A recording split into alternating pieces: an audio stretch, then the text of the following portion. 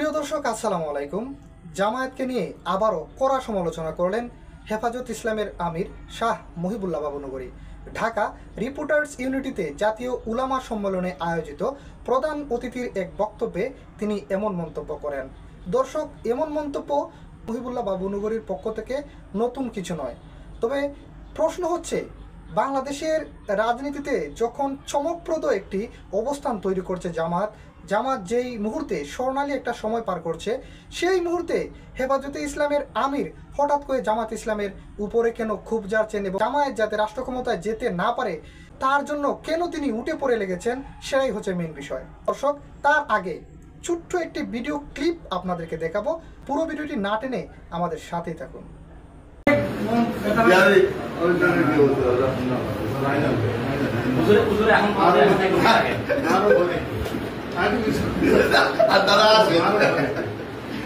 আপনারা অবশ্যই ভিডিওতে দেখতে পারলেন যে কিভাবে বিএনপি নেতা হাম্মাম কাদেরের সাথে এই হেফাজতের আমির মহিবুল্লাহ বাবুনগরীর দহরম মহরম চলতেছে।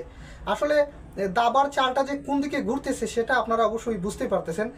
কিভাবে মহিবুল্লাহ বাবুনগরী ওনার হেফাজতে ইসলামকে নিয়ে বিএনপি নেতাদের পাল্লায় পড়েছেন তা কিন্তু এই ভিডিও ক্লিপ দেখলেই কিন্তু খুব সহজেই বোঝা যায়। এরপর থেকে দেখেন একের পর এক বিভ্রান্তিমূলক বক্তব্য জামায়াতকে নিয়ে তিনি দিয়েই যাচ্ছেন। যেমন এই ভিডিও ক্লিপটি আপনারা দেখুন, কিভাবে তিনি জামায়াতকে নিয়ে মন্তব্য করতেছেন কোনো দ্বিধাহীনভাবে, কোনো ধরনের দ্বিধা সংকোচ ছাড়া। তারপর বিভিন্ন ধরনের অপবাদ তিনি এই জামায়াতকে দিতেছেন। দর্শক, এই ভিডিও ক্লিপটা আপনারা একটু মনোযোগ সহকারে দেখুন।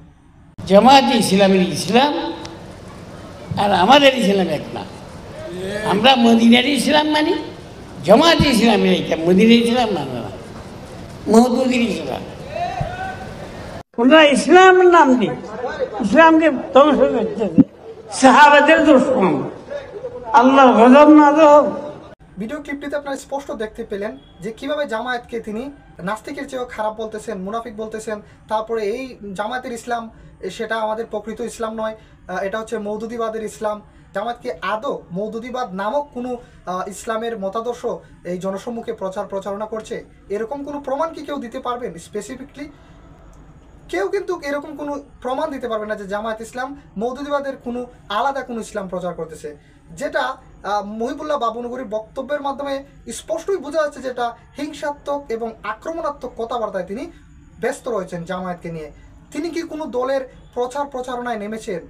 ইভেন তিনি বলতেছেন যে জামায়াত ইসলামকে ভোট দেওয়া যাবে না, জামায়াত ইসলামকে ভোট দেওয়া হারাম, এরকম বক্তব্য সোশ্যাল মিডিয়ায় ভাইরাল হয়ে যাচ্ছে।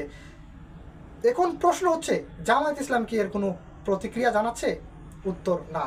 জামায়াত ইসলামীকে যদি আপনি একটু খেয়াল করে দেখেন তাহলে দেখবেন জামায়াতের কোনো নেতাই মহিবুল্লাহ বাবুনগরীর ব্যাপারে কোনো ধরনের বিরূপ কোনো মন্তব্য বা পাল্টা কোনো বক্তব্য কিন্তু কেউ দেয়নি। কারণ জামায়াতের এটা অভ্যাস না, জামায়াত কখনো কার পেছনে লাগে না।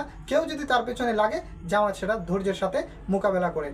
এই ফ্যাসিবাদ পতনের পর নতুন একটা বাংলাদেশের দিকে এগিয়ে নেওয়ার চেষ্টা করা হচ্ছে অন্তর্বর্তী সরকারের পক্ষ থেকে। ঠিক সেই মুহূর্তেই জামায়াতের বিরুদ্ধে হেফাজতের আমিরের এরকম উঠে পড়ে লেগে থাকাটা কিন্তু একটা সন্দেহের একটা ব্যাপার। অনেকেই কিন্তু মনে করছেন যে মহিবুল্লাহ বাবুনগরী কি তাহলে বিএনপির পক্ষ নিয়ে কোনো ধরনের মাঠে প্রচারণায় নেমেছেন?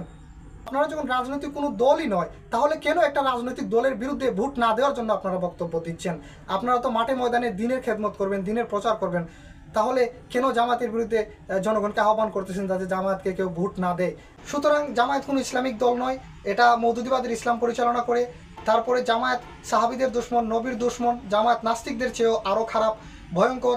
এইরকম গলাবাজি করে, উদ্ভট সব গালাগালি করে কখনো জামায়াতের জনপ্রিয়তায় ধস নামাতে পারবেন না। কারণ এই দেশের জনগণ ভালো করে বুঝে গিয়েছে এই দেশের জন্য কোন দল ক্ষমতায় গেলে কল্যাণকর হবে এবং কোন দল ক্ষমতায় গেলে এই দেশের সকল সংখ্যালঘু সহ ইসলাম ধর্মের সকল অনুসারীরা সুখে শান্তিতে একসাথে মিলেমিশে বসবাস করতে পারবে।